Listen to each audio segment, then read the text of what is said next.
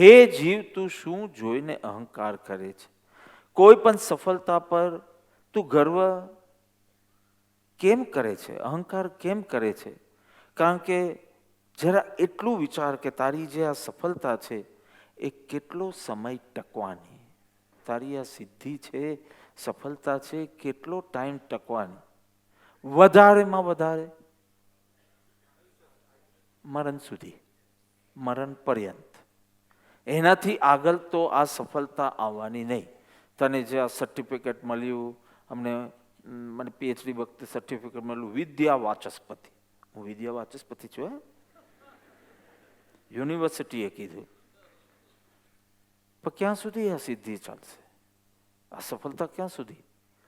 તો કે આમ તો બધું આ કાળના જીવો એવા મંદ પુણ્યવાળા છે કે અધવચ્ચે 2-4 વર્ષમાં જ બધું ખતમ થઈ જાય.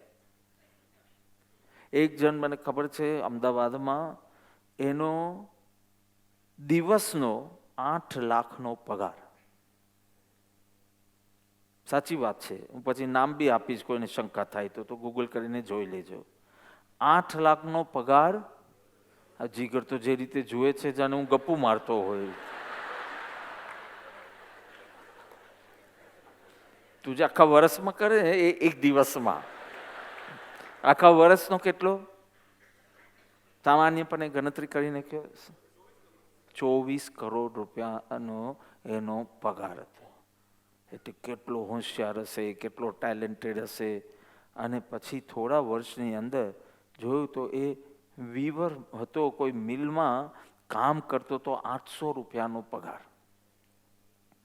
અને એની આખી કથા છે, બહુ ઇન્ટરેસ્ટિંગ છે, પણ એ કહીશ તો આપણે 2 શ્લોક બી નહીં કરી શકીએ. પણ આ વાત હું નામ સાથે બંગાળી બાબુ છે, ઘોષ છે એનું નામ, અને તમે શોધો 24 કરોડનો પગાર. કેવી સફળતા! પણ વૈરાગ્યના અભાવે એ પચાવી નહીં શક્યો સફળતા. એટલે એક પછી એક એના જીવનમાં વ્યસનો શરૂ થયા. તંબાકુથી શરૂ કરી, સિગરેટ, દારૂ, પછી વેશ્યાગમન, પરસ્ત્રી ગમન, એમ કરતાં કરતાં ડ્રગ્સ. અને પછી એને જે એનું કામમાં જે એફિશિયન્સી હતી એ ન આવી, જે રિપોર્ટિંગ એનું ટાઈમસર થવું જોઈએ એ ન થાય, ડેડલાઇન્સમાં કામ કરવાનું એ ન થાય.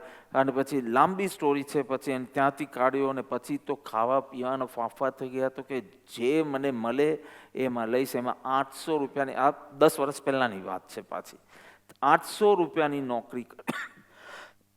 તારી સફળતા કેટલી ટકે છે? ચલો ટકી પણ ગઈ તો મરણ પછી નથી ટકવાની. એ બધાને અહીંયા નિર્ણય છે કે મારી આ સમૃદ્ધિ કે મારી સફળતા, જેનો મને ગર્વ થાય છે, એ વધારેમાં વધારે મરણ સુધી જ. જીવનની સફળતા પ્રાપ્ત કરતા તને વર્ષો લાગ્યા, આ લેવલ પર પહોંચતા તને વર્ષો લાગ્યા, અને મૃત્યુ એક ક્ષણમાં ઝૂંટવી લે છે. ગર્વ કરવો જોઈએ તો કોને કરવો જોઈએ, તારે કે મૃત્યુએ? યમરાજા, આપણે એને પર્સોનિફાય કરીએ કે યમરાજા. તો કે અહીંયા પેલું રાક્ષસ, મૃત્યુ રાક્ષસ લખ્યું છે, Yamraj.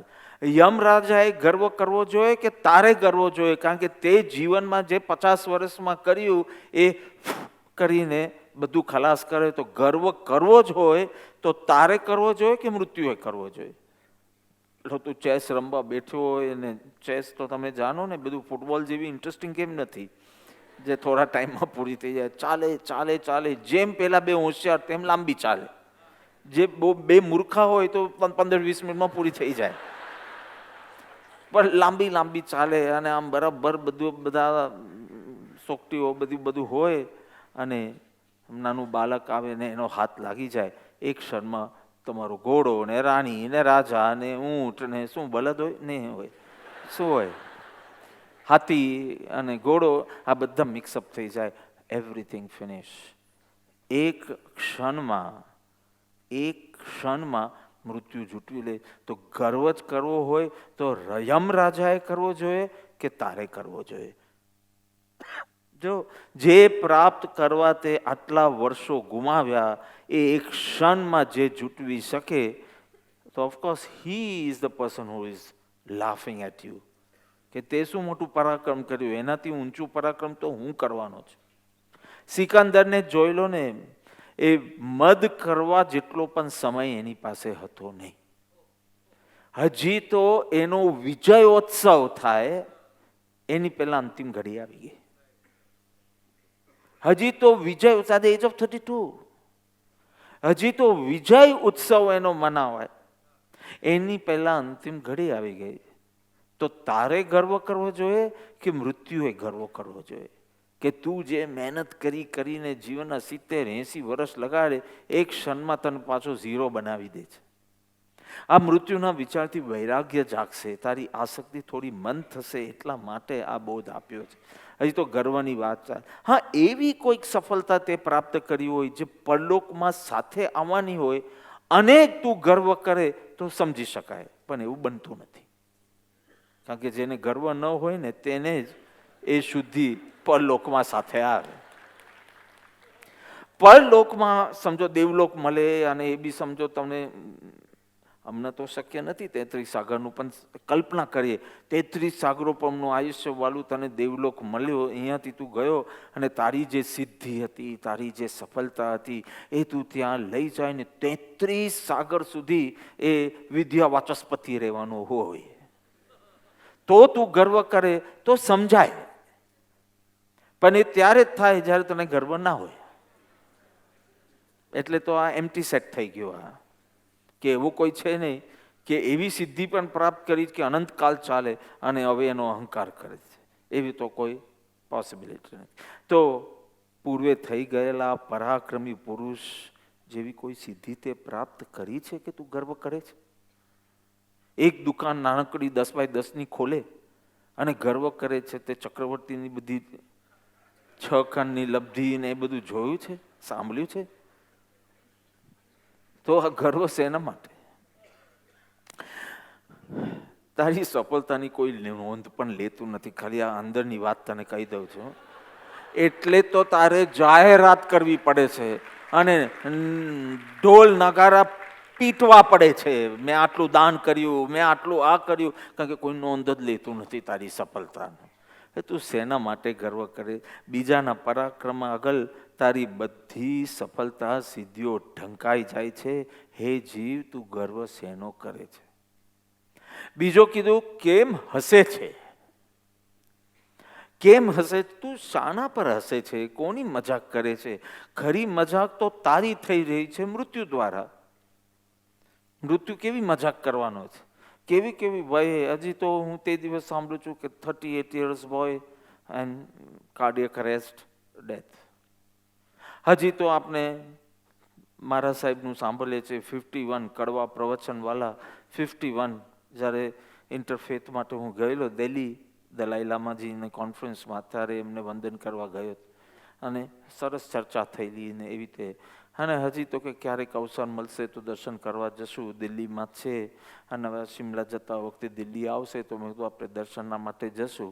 51, such an orator, even the prime minister, even the president, બધા. આજે અમને પણ ફોન આવ્યો શ્રદ્ધાંજલિ માટે 9મીએ ત્યાં પહોંચો જાઉં, એટલે પર્યુષણની વચમાં આવશે, એટલે પછી કે રેકોર્ડ કરીને મોકલો કે લખાણ કરીને મોકલો.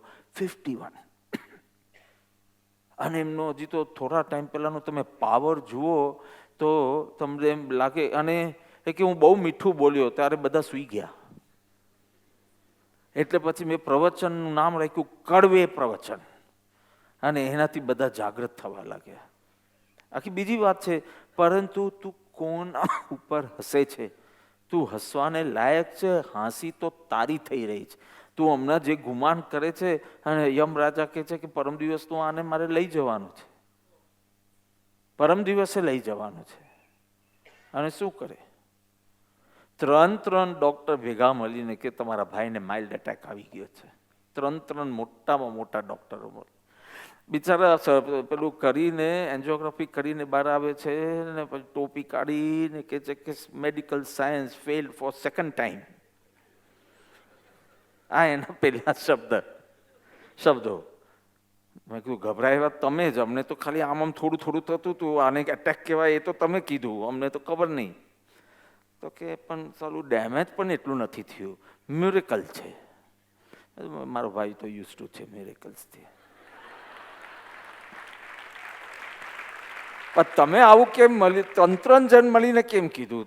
એકનું ન માન્યું, બીજા પાસે ગયા, એને પણ ન માન્યું અને ત્રીજા પાસે ગયા. પછી તો માઇનોરિટી મેજોરિટી જેવું કંઈ હતું નહીં, યુનાનિમસ હતું.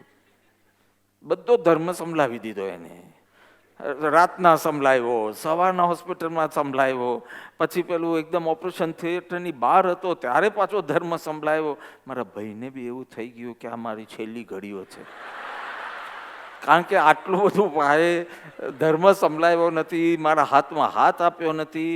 રાતના 10 મિનિટ તો મેં કહી દીધું કે બધું મને કહી દે, કુટુંબ માટે તે શું રાખ્યું છે. આ એ બી આપણી એક ફરજ છે કે તું જાય તો જાય પણ બીજા તો ન રખડે પાછા. તો મને કોઈ દિવસ ખબર નહીં, એટલું મને 5 મિનિટમાં એ બી એને સમજાવી દીધું સવારનો હોસ્પિટલ જતા પહેલા કે આટલું આટલું આટલું છે, જો હું પાછો ના આવ્યો. સાગારી પચકાન બી આપી દીધા, ઘર ઓસરાવી દીધું કે પાછો આવ તો ઠીક, ના આવ તો બધું ઓસરાવે. એટલી બધી અંતિમ ઘડીની તૈયારી કરી દીધી, પેલા ડોક્ટરો ના કહેવાતી. પણ સરસ ધર્મ તો થઈ ગયો ને. મિત્તિ મેં ભૂએ શું કરી નાખ્યું, બધાને માફી માંગી લીધી, દેવગુરુનું શરણ લઈ લીધું, બધું આહાર પાણી પણ પછી તો પચકાવી દીધા, ઘરનું પરિગ્રહ કે જો પાછો આવો તો બધી છૂટ, ને તો બધો ત્યાગ. બધા પચકા પણ હવે એ તો જે વિધિ છે, પેલા એ કીધું માઇલ્ડ એટેક છે અને ગમે ત્યારે મેસિવ એટેક આવી જશે. તો આપણે કહે કે પછી રડવાનો વારો આવે ન કરતાં એને ઉગાડી દઉં. એટલે આ કોલ લેજો ભાઈ, જાગૃત થવાનું કોલ લેજો કે હવે બાકીની જિંદગીનું શું કરવું છે. એમાં સુરીજી આપણે હેલ્પ કરશે. હજી તો 2 મહિના પહેલાં કહેતો કે મારે રિટાયર થવું છે. એકવાર તને જરા શાંતિ હોય ત્યારે બેસીને જરા જોઈ લે કે જો હું ત્યાં રેડી હોઉં તો મારે રિટાયર થવું. પેલા 27 વર્ષની ઉંમરે અંબાલાલ રિટાયર થઈ જાય, બધું વેચી કરીને, જે વ્યાજનું જે હશે મને ખબર નથી, એમ કરીને માત્ર દેવગુરુની આરાધનામાં લાગી જાય તો મારી પાસે તો કેટલી તકો છે. હજી તો એ બોલે છે એટલી વારમાં નેમીજીએ તો એલોટમેન્ટ સ્ટાર્ટ કરી દીધું કે તો પછી છે ને આપણે એને આટલી સેવા આપી દઈશું. મેં કીધું ઊભો રે, હજી મેં પાસ બી નથી કર્યું, હજી મને. એને કીધું કે એ આવી જશે ને ત્યાં જો આશ્રમમાં જ આવી જશે ને આ સેવા આપી દેશું, આ સેવા. તું શાંત રે. મારે વાત એ કેવી છે કે તું કોની મજાક કરે છે? મૃત્યુ તારી મજાક કરી રહ્યો છે. કેવી કે અમે લોકો ત્યાં દાળચીનમાં હતા, હિમાલય હોટલમાં હતા, અને એ જ દિવસે અમે બધા આવ્યા, બેને પેલું ભાંગ્યું. શું એટલું તો તમે કબૂલ કર્યું કે તમે જ ભાંગ્યું છે, ઘોડાએ નથી ભાંગ્યો. હા સગે સભામાં તો તમે જૂઠું ના બોલો, અહીંયા કંઈક જુદું કહો અને ત્યાં કંઈક ઘરે જુદું કહો, એવું તો કરશો નહીં. એટલી તો પ્રામાણિકતા તો છે જ તમારામાં. એટલે હવે તમારાથી એમ નહીં બોલાય કે પેલા ઘોડાએ ભાંગ્યું, કારણ કે અહીંયા પ્રભુની સાક્ષી તમે બોલી ગયા કે મેં ભાંગ્યો.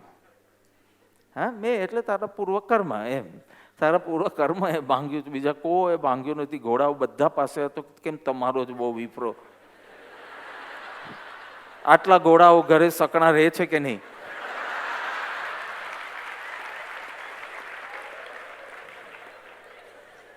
બધું વહુ બી તમારું કયું કરે છે, વર બી કરે છે, દીકરો બી કરે છે, બધા માને છે. એટલે બેનને એવો ગર્વ થઈ ગયો કે આ ઘોડો બી મારું માનશે. પણ બધા એટલા સારા ન પણ હોય. તે કર્યું એનો. ચાલો, આ મજાક નહીં તો શું. હજી આગલી રાતે તો તમે ભાગાભાગ કરતા હતા. સવારના તો હજી મારું ઓક્સિજન ને બધું લેતા હતા કે હું આગળ ઝુકુલફૂક જઈ શકું, ઝુતુલફૂક જઈ શકું કે નહીં. કેટલાકને તમે ના પાડી, કેટલાકને હા પાડી. અમિત ગાલાને પાછો મોકલી દીધો, આને કર્યું. તમે કેટલી દોડાદોડ કરતા આખી ટ્રીપમાં. અને એ બેનનું ઓક્સિજન બેસ્ટ. તે પછી યમરાજાને કહ્યું કે ચાલો ઓક્સિજનના માધ્યમથી તો આવી જ નહીં શકું અહીંયા. પ્રેશર બી નોર્મલ બેનનું, તો કે પ્રેશરના માર્ગે બી નહીં આવી શકો, એ ઘોડાનો માર્ગ ખુલ્લો છે. તમારે આખું આ કર્મ સાયન્સને આમ અદ્ભુત એ આવવું જોઈએ કે કર્મ આવવાના હોય, તું દવા લે તો બી આવશે, તું બધું નોર્મલ રાખ તો બી આવશે. એ એના સમયે આવશે જ. 8:15 વાગે એને ક્યાં ખબર કે 8:20 બધું ભાંગી જવાનું છે. આ દેહના પરમાણુઓ કેટલા બધા છૂટા પડવાના છે, ક્યાંક ખબર 5 મિનિટ પહેલાં ક્યાંક ખબર કેટલા હોંશે તમે બેસ્ટ કપડાં, એટલે બેસ્ટ કપડાં એટલે જે ગરમ કપડાં, બેસ્ટ શૂઝ, તમારી લાકડી બધું લઈને તમે પહોંચી ગયેલા ઘોડા પર. એની 1 મિનિટ પહેલાં તમે ખબર ને તમે અફલાવાને ફેંકાવી જવાના છે. જેને જેને તમને ફેંકાતા જોયા ને એ લોકો ગભરાઈ ગયા હતા. એ લોકો મને મળતા કે બાપા હવે તો ઘોડા પર બેસવું જ નથી મારે. તમે તો ચાલો તો પછી બીજું શું થાય, અહીંયા 2 જ ઓપ્શન છે, અટકવાનું તો ઓપ્શન છે નહીં. તો ચલાય એટલું ચાલતા હતા, પછી ન ચલાય એટલે પાછા ઘોડા પર બેસતા હતા. પણ 2 મિનિટ પહેલા તમને ખબર નહોતી. આ તો હું સામાન્ય કર્મની વાત કરું છું, અહીંયા તો મૃત્યુની વાત છે, જેના પછી ખેલ ખતમ. No going to the doctor, doctor જ તારું પાપણ પાડી દેશે. તો મજાક તું બીજાની કેવી રીતે કરે છે? આ તો છે ને યમરાજા રૂપી બિલાડી છે, જીવ રૂપી ઉંદર છે. અને બિલાડી ઉંદરને મારી નાખે ને એની પહેલા એને પણ થોડી ઘેર સૂજે, તોફાન સૂજે, એટલે થોડું ભાગવા દે, એટલે પેલા ઉંદરડીને એમ થાય કે હું બચી ગઈ, અને પછી જોરથી તરાપ મારી અને લઈ લે. 2-3 વખત તો હોસ્પિટલથી પાછો બી આવશે. હા, તને એમ થયું કે નહીં ડૉક્ટરોને બધું મળે ને, ટ્રીટમેન્ટ રાઈટ ટાઈમે ટ્રીટમેન્ટ મળે, આપણે બધું સારું થઈ જાય, એમ કરીને તું મૃત્યુને ભૂલશે. ત્યાં ધડાક કરીને આવશે, બેઠો હશે સોફા પર ને થઈ જાય. અડધી રાતે તું વિદાય લઈ લેશે. અમે ત્યાં દાડચીમના હતા અને મને ન્યૂઝ મળ્યા કે આ ભાઈ અડધી રાતે વિદાય લીધું. હજી એના આગલી જ પ્રેમાર્પિત મિટિંગમાં મેં કીધેલું, તમને કોઈ વાર ક્ષમાપના કરવાનો બી ચાન્સ નહીં મળે, દેવગુરુનું શરણ લેવાનો બી ચાન્સ નહીં મળે. અડધી રાતે વિદાય લઈ લેશો, કોઈ ડૉક્ટર નહીં, કોઈ ધર્મ સંભળાવવાવાળું બી નહીં, એટલે તમારો આખો પ્રોગ્રામ કમ્પ્લીટ કરીને જ સૂજો. હજી આગલી મિટિંગમાં આ વાત થયેલી અને અડધી રાતે વિદાય થયેલી. તમે વિચારી શકો કે મૃત્યુ જ્યાં તારી મસ્કરી કરતો હોય ત્યાં તને બીજાની મસ્કરી કરવાની શું સૂજે છે? તું કોના ઉપર હસે છે, કેમ હસે છે, બીજાની મજાક શું કરે? મોટું મકાન લીધું, મોટું મકાન, અને એ મકાનનું પેલું હાઉસ વોર્મિંગ શું કહેવાય, હોમ વોર્મિંગ, હાઉસ વોર્મિંગ, હા હાઉસ વોર્મિંગની તું પાર્ટી કરે છે, અને એ જ મકાનમાંથી તને બાંધીને કાઢવાના છે. જેનો તું માલિક હતો, માલિકને બાંધે, અને એનો પાછો હાથને બધું બી બરાબર બાંધે, ક્યાંક આમ પડી ન જાય એના માટે, ક્યાંક પાછું જાગી ન જાય, બરાબર બાંધીને કાઢે એને. મૃત્યુ તારી મજાક કરે છે અને તને બીજાની મજાક સૂજે છે. અરે પેલો જાન લઈને પરણવા નીકળેલા યુવાનની હમણાં સમાચાર હતા, તો જાન લઈને યુવાન નીકળે છે, એની યમરાજે એની જાન લઈ લીધી, મરી ગયો. તું જાન લઈને નીકળ્યો છે અને મશ્કરી એ થઈ કે તારી જાન લઈને યાર રિટર્ન થઈ રહ્યો છે. મશ્કરી શું? અરે માથે યમરાજાની તલવાર લટકતી હોય અને છતાં તને હસવાનું સૂજે તો તું મૂર્ખ જ કહેવાય. તલવાર છે યમરાજાની, ગમે ત્યારે ફાંસી થવાની હોય એવા કેદીને હસવું આવે શું?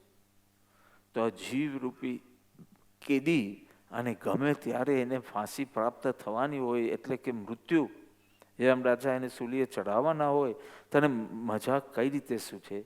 અરે અંજલિ જેટલું બીજા ઉપર હસવા ઉપર જ્ઞાનીઓ કહે છે કૂવા ભરીને તારે રડવું પડશે.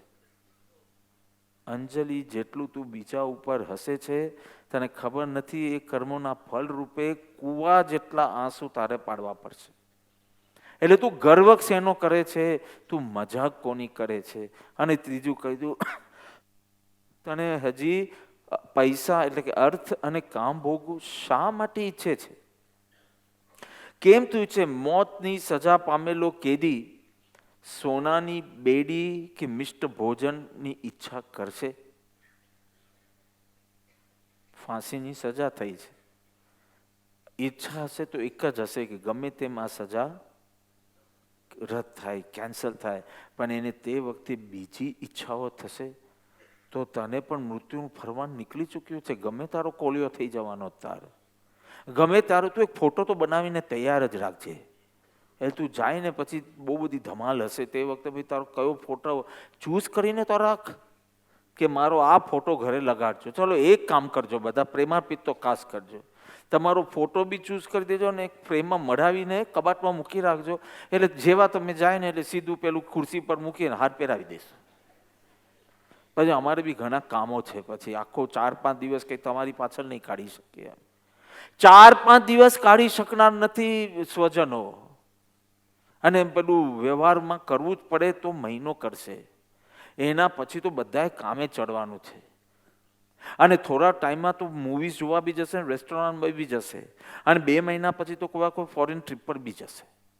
એમ કંઈ તારા માટે રડરડ નહીં કરે. એના માટે તે 40-40, 70-70 વર્ષ ફરજના નામે કાઢ્યા. હું ફરજની અગેન્સ્ટ નથી, પણ મોટી ફરજ તારા આત્માના હિત કરવાની છે. ચલો મોટી બી નહીં રાખો તો આ બંને ફરજ સાથે કરવાનું કીધેલું, માત્ર એક નહીં. તું ફરજનું નામ દે છે એને કેમ મોહદાયા કીધું પ્રભુએ? કારણ કે તું એ ફરજ છે એ 100% ને કરવી જોઈએ, એ પણ 100%, પણ એની સાથે આત્મકલ્યાણની જે ફરજ હતી એ ગૌણ કરીને તું કરે છે, એ ફરજ નથી, એ મોહ છે ફરજના નામે. તું બંને કરતો હોય તો તારા ફરજના વખાણ કરું, લે પ્રશંસા કર. એટલે કે તું હવે શું ઈચ્છે છે? ધનની, કામભોગની ઈચ્છાથી, કે આ એના માટે કરેલા જે પરિણામો ને દુષ્કૃત્યો અને વર્તમાન બી તું બગાડે છે મલિન ભાવો કરીને, અને એના ફળ રૂપે જે મળશે એનાથી તું તારું ભવિષ્ય પણ બગાડે છે. 4 પુરુષાર્થ કીધા તો તે 2 જ કેમ લક્ષ્યમાં લીધા? અર્થ અને કામ, ધર્મ અને મોક્ષ. સો 50% of your time should go for ધર્મ એન્ડ મોક્ષ, અને 50% should go for earth and કામ. એમ સમજીએ કે 4 પુરુષાર્થ તારે કરવાના આવ્યા. તું ગૃહસ્થ છો, પણ 4 કીધા ને, 2 તો નથી કીધા ને. ધર્મ, અર્થ, કામ, મોક્ષ. તો તારા જીવનમાં અર્થ અને કામ સિવાય કંઈ દેખાતું જ નથી. ધર્મ અને મોક્ષ તારા માટે, અરે ભવિષ્ય સુધારી લે એવી તક છે વર્તમાનમાં, અને પ્રમાદ કરીશ તો બહુ લાભથી તું વંચિત રહીશ. અને વેપારીઓની દુનિયામાં લાભનું નુકસાન એટલે નુકસાન. લાભ ન થવો, તમારું 20 કરોડ રૂપિયા કમાવાનો ચાન્સ હતો, એવી કંઈ ડીલ થાય એવું હતું ને તમે પ્રમાદ કર્યો અને નહીં થઈ, તો એમાં દુઃખી શું થવાનું? તમને કોઈ લોસ તો નથી થઈ ને, તો એ દુઃખી કેમ થાય છે? પ્રોફિટ ન થયો એને પણ સાચો વેપારી લોસ ગણશે.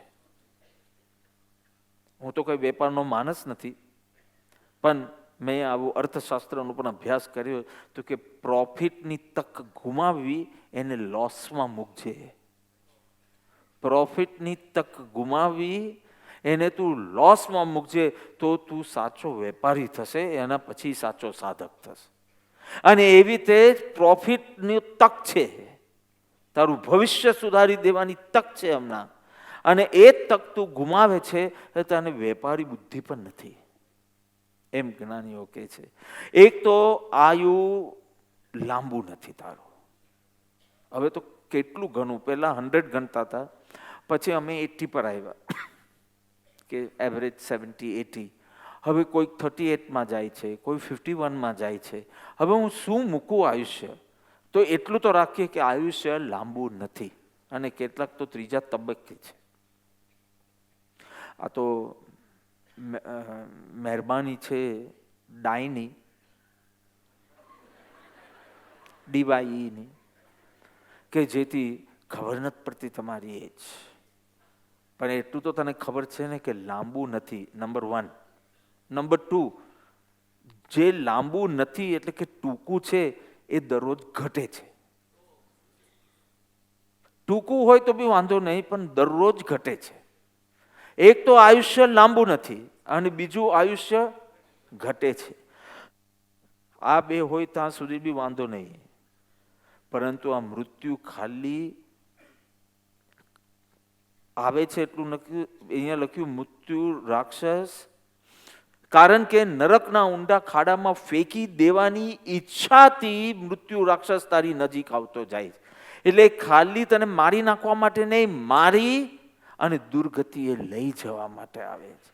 મારી નાખતો હોય ને પછી ત્યાં કબરમાં જ સુવાનું હોય ને, પેલો કયામતનો દિવસ કે ડે ઓફ જજમેન્ટ આવે, તારે ઊભા થાય અને પછી ઈશ્વર ન્યાય કરવાનો હોય ને, બધું તો બરાબર, પણ એવું નથી.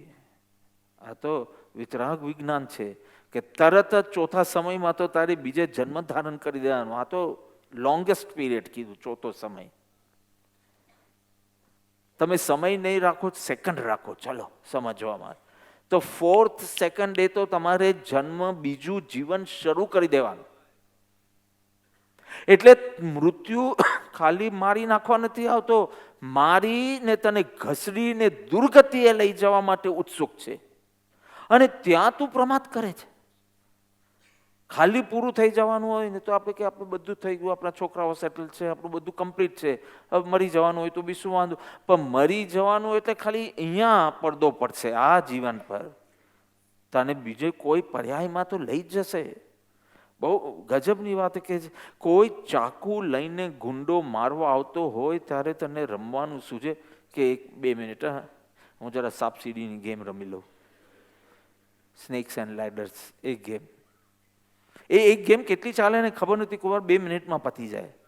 અને કોઈ વાર તું ચડે ઉતરે તો કોઈ વાર અધવચ્ચી છોડી દેવી પડે, એટલો બધો ટાઈમ લાગી જાય. આ ઢગલાબાજી જેવું છે. આ ઢગલાબાજી જેવું છે. કોઈ વાર ચાલે તો 24 કલાક ચાલી જાય, જો બંને પુણ્યશાળી નીકળાતો. હવે આમાં પુણ્ય શું, જે આના રમે એ જ પાપી. પણ તો બી આપને બોલ્યા કે મારું પુણ્ય બહુ જોર કરે છે, હું જીત્યા જ કરું. અમિત શેઠની બેબી મારી સાથે રમવા આવે, એને એક જ ગેમ આવડે છે, ઢગલાબાજી. તો કેટલા વખતે કે બાપા I am getting too bored, please play with me. તો મેં કીધું પણ હવે હું બી બધું ભૂલી ગયો છું. બ્રિજ તો આપણી એટલી પાસે બુદ્ધિ જ નથી આપણી પાસે. પણ બ્લેક ક્વીન ને આ બધી તો બુદ્ધિ જ નથી, એવી વૃત્તિ બી નથી કે બ્લેક ક્વીનની. તો મેં કીધું ચલો ઢગલાબાજી આપણે આવડે છે, એમાં ક્યાં બુદ્ધિ આપણે જીત્યા જ કરે. પછી મેં કહ્યું તારું સારું પુણ્ય બહુ જોર કરે છે, આ ઢગલાબાજીમાં ચેક થઈ ગયું. પણ પુણ્ય જોર કરે છે પણ બાંધે તો પાપ છે ને આ અનર્થ દંડમાં. પૂર્વનું પુણ્ય વપરાઈ ગયું ને ઢગલાબાજીમાં. હવે પુણ્ય ઓછું થઈ ગયું અને હવે ખાલી પાપ બાકી રહ્યું, તો હવે શું થશે તારું? વાત વૈસે છે ને. તો અદ્રશ્ય બનીને મોત તારો પીછો કર્યા જ કરે છે, અદ્રશ્ય રીતે. અને અદ્રશ્ય રીતે ઘણાને પકડી લીધા છે, એ આપણે જોયા છે. મા બાપ, દાદા દાદી, ભાઈ, કાકા કાકી, સસરા સાસુ, આ બધા કેટલાને પકડીને લઈ ગયા છે. અને અદ્રશ્ય રીતે આવીને આપણે ખબર બી નહીં પડ્યું કે આવી રહ્યું છે. જ્ઞાની કહે છે કે અમને દેખાય છે એટલે અમે તમને ચેતવીએ છીએ કે તમારી પાછળ પેલો અદ્રશ્ય મૃત્યુ બહુ નિકટ આવી ગયો છે, બહુ નિકટ છે. એટલે કે છે સાવધ થા, જાગ્રત થા, નહીં તો રત્ન ચિંતામણી જેવો મનુષ્ય દેહ નિષ્ફળ જશે. તને અંત સમય થશે કે હું સમ્યક દર્શન વગર જઈ રહ્યો છું. હું એક સત્પુરુષની સાચી શ્રદ્ધા સમર્પણ રૂપ સંકિત વિના પણ જઈ રહ્યો છું. હું દેહને આત્મ ભિન્ન અનુભવ્યા વિના જઈ રહ્યો છું. એ રીતે એક નિરર્થક જીવન, અને નિરર્થક જીવન તો વળી તને સદગતિ ક્યાં મળવાની? સાર્થક જીવન તો તું સદગતિના સપના જોજે. એટલે કીધું તમારે પેલું ફૂટબોલની કેટલી પિચ છે? 4 છે ને ત્યાં, અને વચમાં નેટ છે. સમજો નેટ નથી, આપણે કાઢી દઈએ. કારણ કે આપણે દશેરાના આગલા દિવસે ભવ્ય રાસોત્સવ કરવાના છે. પછી મારે આસામ માટે નીકળી જવાનું છે દશેરાના નેક્સ્ટ ડે. એટલે દશેરાનો ઉદ્ઘોષ હશે, અને આગલા દિવસે નવરાત્રિનો છેલ્લો દિવસ હશે, અને કૃપાળુના રંગે આપણે કરશું. NRI જોયા કરે છે કે હવે અમારે ક્યાં સુધીની ટિકિટ લંબાવવાની.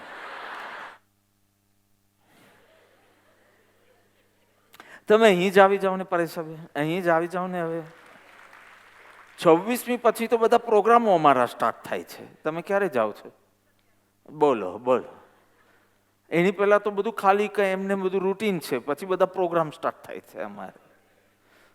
2 ઓક્ટોબરનું છે, પછી શિબિર છે 8મી, પછી પાછું આ છે. તો મેં કીધું કે મને મન થયું છે કે હું પણ નાચીશ તમારી સાથે. પ્રભુ નામ પર નાચશું આપણે. આપણી મા બી એ જ છે અને બાપ બી એ છે, અને બધું આપણા અંબામાં બી એ જ છે.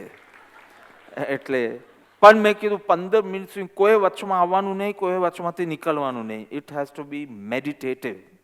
તો ને તો હું તરત નીકળી જઈશ, અને તમને મારું મિજાજ ખબર છે.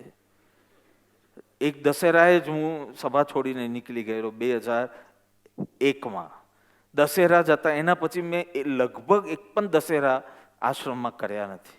લગભગ બધા કલકત્તામાં કર્યા છે. એ રીતે મારે પેલું બિલકુલ આમ તેમ ખાલી પેલું રિસોર્ટ બનાવીને નહીં રાખતા તમે. એટલે બધું મેડિટેટિવલી કરશું. કોઈને સમાધિ લાગી જાય એવી રીતે જો ડાન્સ કરવાનો હોય તો હું પણ પાર્ટિસિપેટ કરીશ.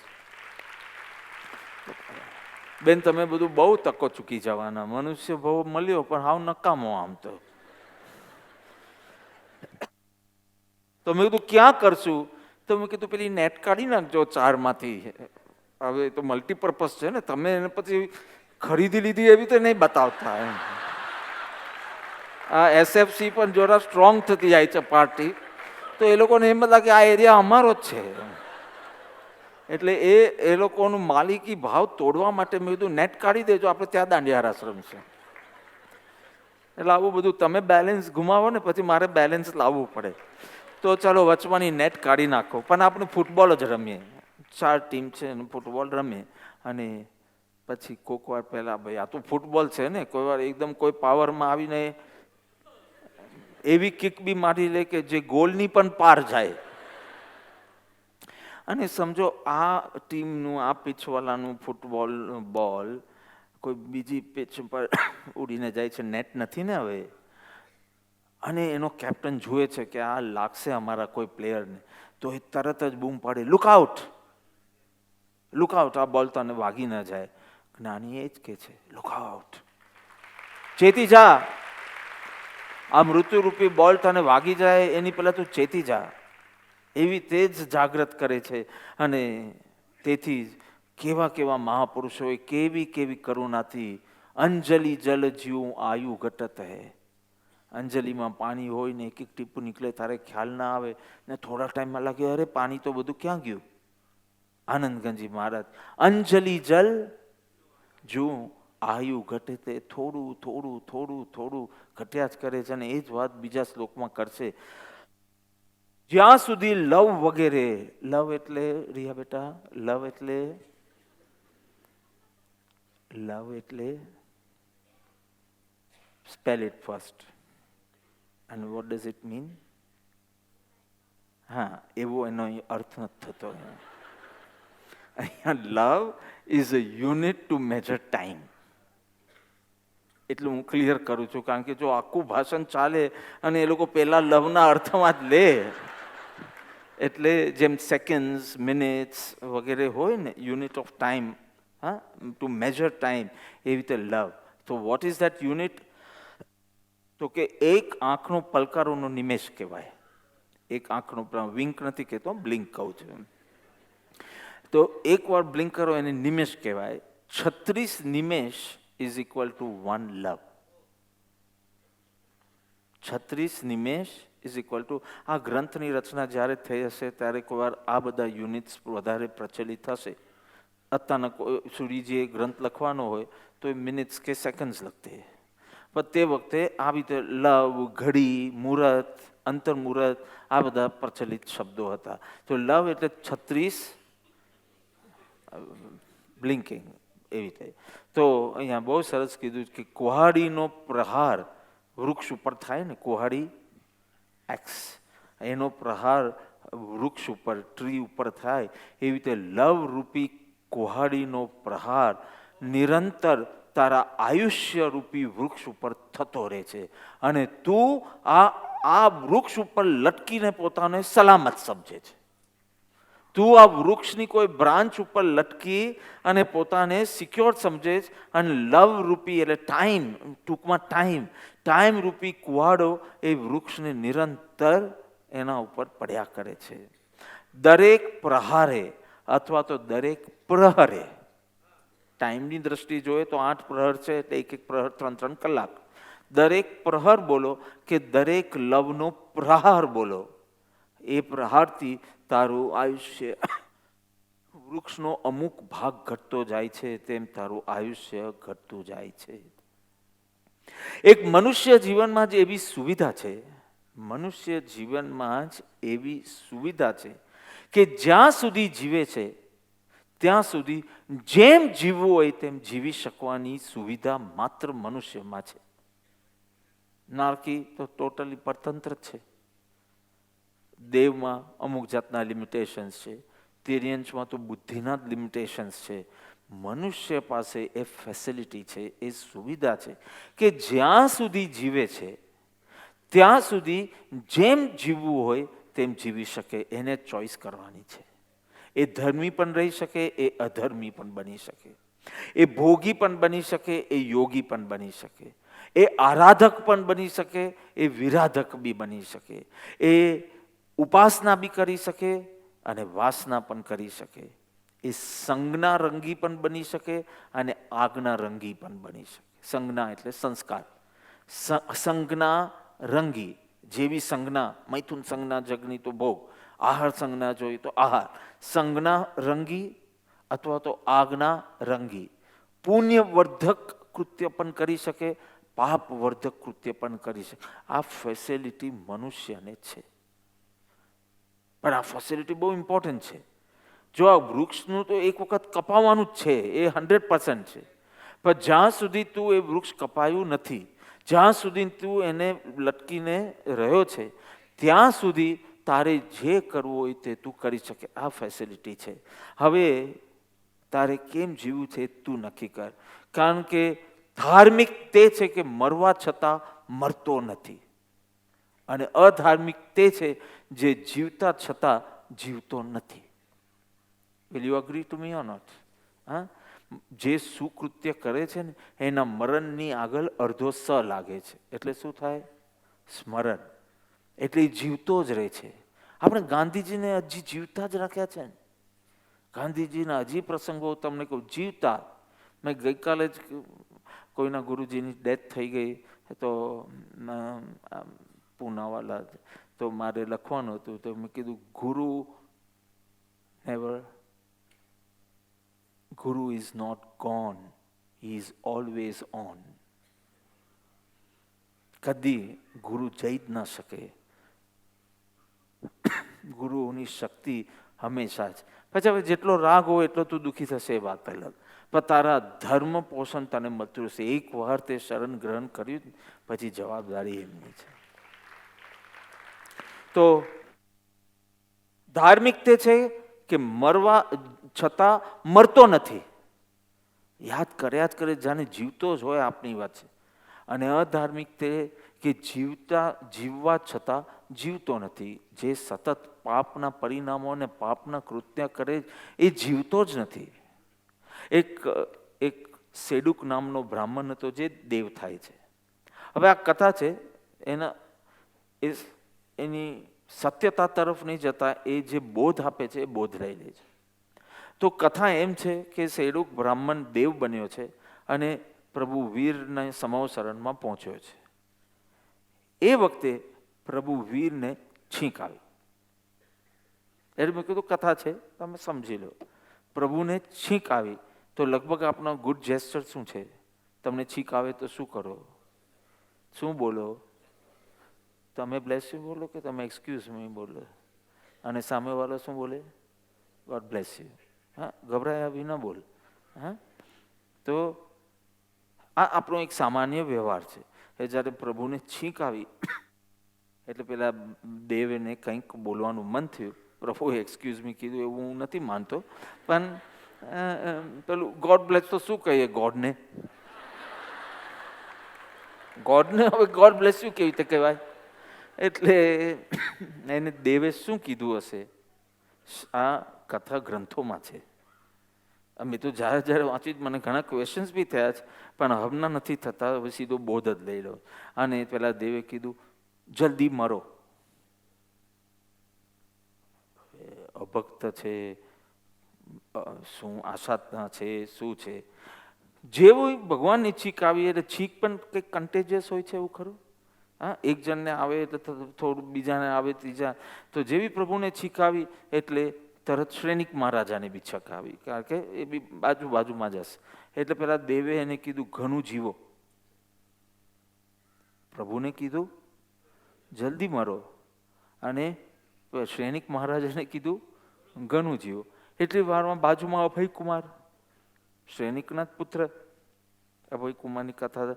અભયકુમારનું નામ બોલું એટલે મને પ્રભુનું સ્મરણ વધુ થઈ જાય, કારણ કે તમે લોકો જાણો છો કે. તો અભયકુમારને છીક આવે છે, તો એમ કે તમે જીવો કે મરો. અને ત્યાં જ કાલ સૌરિક કસાઈને છીંક આવે છે, તો પેલા દેવ એને કહે છે જીવો બી નહીં ને મરો બી નહીં. તમે કઈ સમજાયું નહીં? બધામાં ગુડ જેસ્ચર છે, પણ વચન ઉચ્ચાર અલગ અલગ છે. પ્રભુની છીક આવડી તો કે જલ્દી મરો, કારણ કે તમે જલ્દી મરશો તો તમે જલ્દી સકલ કર્મથી મુક્ત થઈને મોક્ષ પામશો. હજી 4 કર્મો બાકી છે ને અરિયંતને, પણ જો જલ્દી મરે તો 8 કર્મ રહિત બને, કે તમે જલ્દી મરો. સૈનિક મહારાજને કે તમે ઘણું જીવો, કારણ કે અત્યારના તમે પ્રભુની ભક્તિ કરી રહ્યા છો, બહુ સારું જીવન જીવી રહ્યા છો. ઘણું જીવો, કારણ કે મર્યા પછી તરત તમે નરકે જવાના છો. એટલે તમે ઇનફેક્ટ ન મરો તો સારું, પણ હવે એવું તો બને નહીં, એટલે કીધું ઘણું જીવો.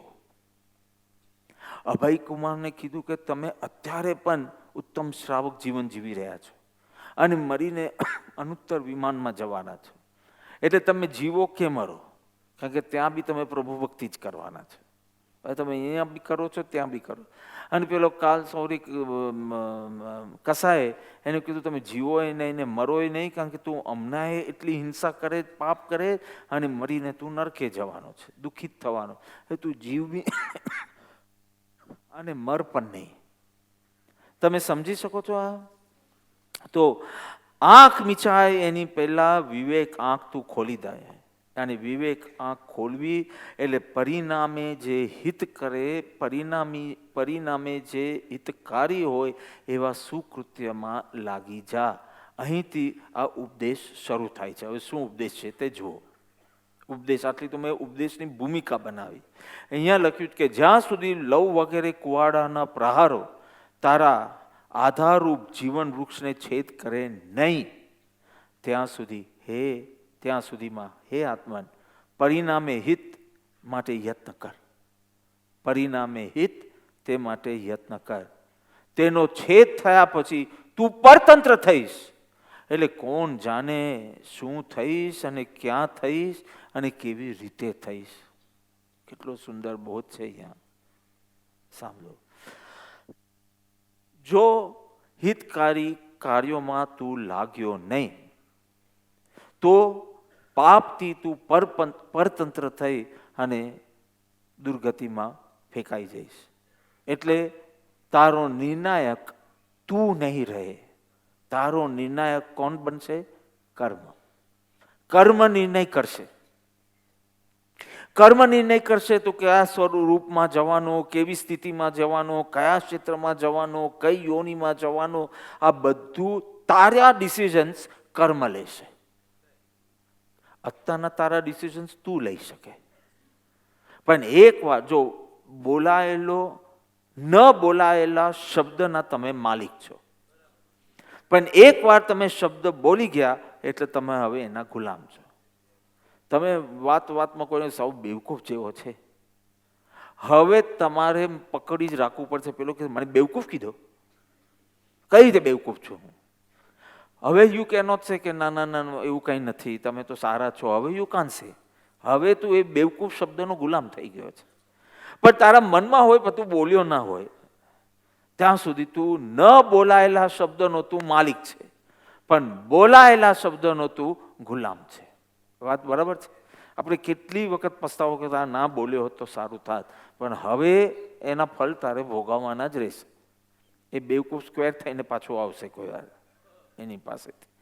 ન બોલાયેલા શબ્દોનો તું માલિક છે, બોલાયેલા શબ્દનો તું ગુલામ છે. એવી રીતે ન જીવાયેલું આયુષ્યનો તું માલિક છો,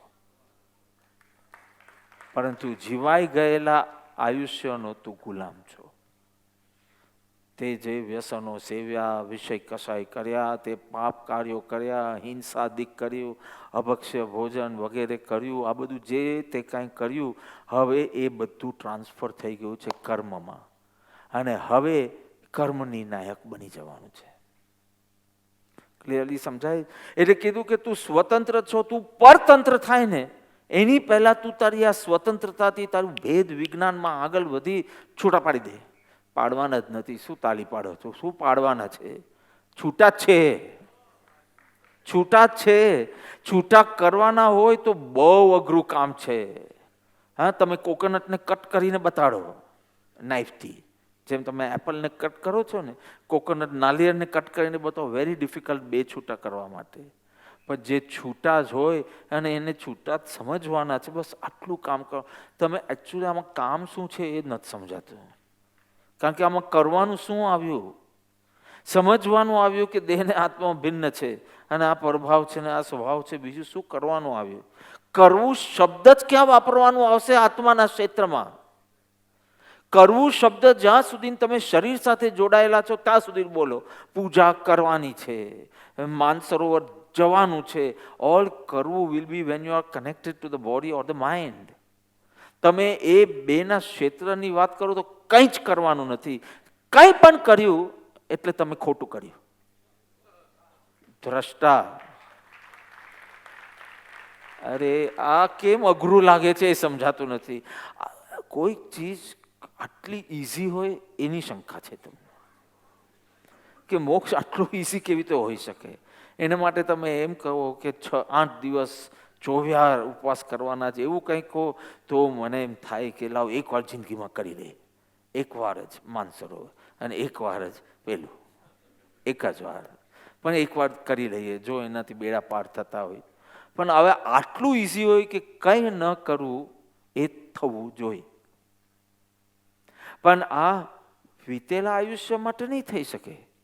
બાકી રહેલા આયુષ્યમાં તું સ્વતંત્ર છો કે હજી 5 વર્ષ તારે જીવવાના છે. તો આજે દીકરીને કહીને આવ્યો, મેં કીધું જો કોઈ મારી પાસે આટલું વર્ષ, હું આંકડા તમને નથી કહેતો પણ એને મેં કીધું કાં તો મારી પાસે આટલું જ વર્ષ છે અને કાં તો આટલા છે. તો કે don't worry, we all will pre for you. આટલી નાની બેબી છે, but we all will pre for you, so don't worry. આ મહારાજની વાત ચાલતી હતી, મેં જો 51 વર્ષે, હા અહીંયા તો 52 ક્રોસ થઈ ગયા છે, તો 51 વર્ષે દેહ ત્યાગ કર્યો. અમે બી હજી જવું કરતા હતા, બધા જ જે આવ્યા, અમે પણ થતું હતું કે હવે એકવાર દિલ્હી જઈને અંતિમ નમસ્કાર જેવું કરીએ. પણ હજી તો કોને એવો ખ્યાલ કે 51 વર્ષમાં જ એ થઈ જાય? એમ થાય કે રિકવરી થઈ જશે. આગલા દિવસે પ્રતિક્રમણ કરીને લોકેશ મુનિ આવે છે અને મેસેજ કરે છે કે he is fine, everything is fine, હું હમણાં પ્રતિક્રમણ કરીને જ પાછો આવ્યો છું અને એવરીથિંગ ઇઝ ગુડ. અને રાતના 3 વાગે દેહ ત્યાગ, ખબર જ ના પડે. એટલે કીધું જ્યાં સુધી તું સ્વતંત્ર છે ત્યાં સુધી તારું ભવિષ્યને સુધારી દે, બગાડવાને બદલે સુધારી દે. કારણ કે આયુ ખતમ થયું એટલે ટોટલી બાજી કર્મના હાથમાં રહેશે, તું પરતંત્ર બની જશે. હવે કર્મ તને જ્યાં લઈ જવાનું હશે ત્યાં લઈ જશે, કે પેલી નરકે જવાનું છે, તું બહુ વિનંતી કરશે ત્યારે કે મને નરકે લઈ જાઓ, મને એક લાસ્ટ ચાન્સ આપો, હું બધું સુધારી દઉં. પણ એ બધું હમણાં આયુષ્ય છે ત્યાં સુધી તું કરી શકશે. એકવાર આયુષ્ય પૂરું થશે પછી બધું જ કર્મના હાથમાં જશે. હમણાં તું સ્વતંત્ર છે, મરી ગયા પછી તું પરતંત્ર છે. મરી ગયા પછી તારો નિર્ણાયક કર્મ બનશે. અત્યારના તારો મૂળ જ નિર્ણય કરે છે, પણ એના પછી બધું કર્મ નક્કી કરશે. એટલે કીધું કે હમણાં તું સ્વતંત્ર છો, તું પુરુષાર્થ કરી લે. આ પછી કેમ? કારણ કે પછી તો બધું કર્મને અનુસાર થવાનું છે. આખી બાજી કર્મના હાથમાં જશે. અત્યારના આખી બાજી તારા હાથમાં છે. અને એટલે કીધું જો મરણથી ડરતો નહીં, મરણને ઈચ્છતો પણ નહીં. કેટલાક મરણથી ડરે, કેટલાક મરણને ઈચ્છે. તમે વૃદ્ધ અવસ્થામાં જુઓ મરણને ઈચ્છે, અને તમે યુવા અવસ્થામાં જુઓ તો મરણથી ડરે. તું મરણ માટે તૈયાર રહે છે. મરણને ઈચ્છતો બી નહીં, મરણથી ડરતો બી નહીં, પણ મરણ માટે તૈયાર રહે છે. પહેલા મરણનો ભય બતાડીને તને વૈરાગ્ય ઊભો કરે. જેવો વૈરાગ્ય ઊભો થશે એટલે કહેશે મરણ કોઈ ઘટના જ નથી. મરણ એકચ્યુઅલી તારી ઘટના જ નથી. કે તું તો જેમ છે તેમ રહેવાનો છે. જે ફરક પડવાનો છે પૂતગલ પરમાણુઓને પડવાનો છે. તો ડરવાનું હોય તો એ લોકો ડરે, તારે ડરવાની સ્વભાવ અમર ભય ન મરેંગે. પણ આ વૈરાગ્ય પછીની વાત છે. વૈરાગ્ય માટે હું મરી જવાનો છું તો લાવ મહેનત કરી લો, આ ભાવ મહત્વનો છે. તમે જરાક બી કૂદવાની કોશિશ નહીં કરતા, કાચા રહેશો કે હું સીધો બ્રહ્મ બની જાઉં અને અજર અમર દેહાતીત બની જાઓ, એમ નહીં.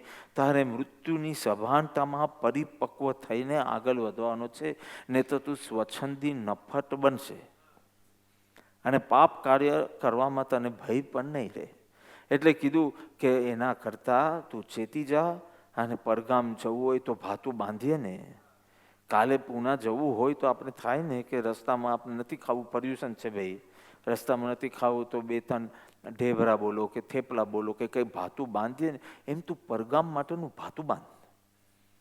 અત્યારના તું સ્વતંત્ર છે એટલો છે, વર્તમાન પૂરતો નહીં, ભવિષ્ય માટે બી તું સ્વતંત્ર છે. તું નક્કી કર ક્યાં જવું. તારે માવિદાઈમાં જવું છે તો હું આખો તમને કોર્સ લખી આપું, તું નક્કી કર. એ જગ્યાએ તું પહોંચી શકશે. તારા ગુરુના ચરણે પહોંચવું છે તો અત્યારના તું તારા ભવિષ્ય માટે બી સ્વતંત્ર છે. પણ એકવાર મૃત્યુ આવશે પછી નથિંગ, તારી વિનંતી પણ સાંભળવામાં નહીં આવે, તારી ઈચ્છા બી પ્રગટ કરવાનો તને અવસર નહીં મળે, એવી રીતે તને લઈ જશે.